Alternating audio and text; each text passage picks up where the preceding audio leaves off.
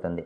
2025 సంవత్సరం శ్రావణ మాసంలో మాస శివరాత్రి ఆగస్టు 21వ తేదీ గురువారం వచ్చింది.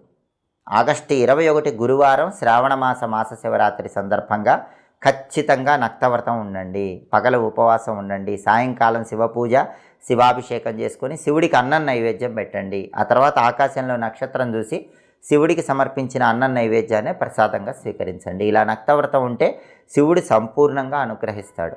అలాగే శ్రావణ మాస శివరాత్రి సందర్భంగా శివుడికి అభిషేకం చేసే వాళ్ళు ఎవరైనా సరే దర్భ జలాలతో అభిషేకం చేయండి. కుశలు అంటే దర్భలు నీళ్ళల్లో వేసి ఆ నీళ్ళతో అభిషేకం చేస్తే శివుడు తొందరగా అనుగ్రహిస్తాడు.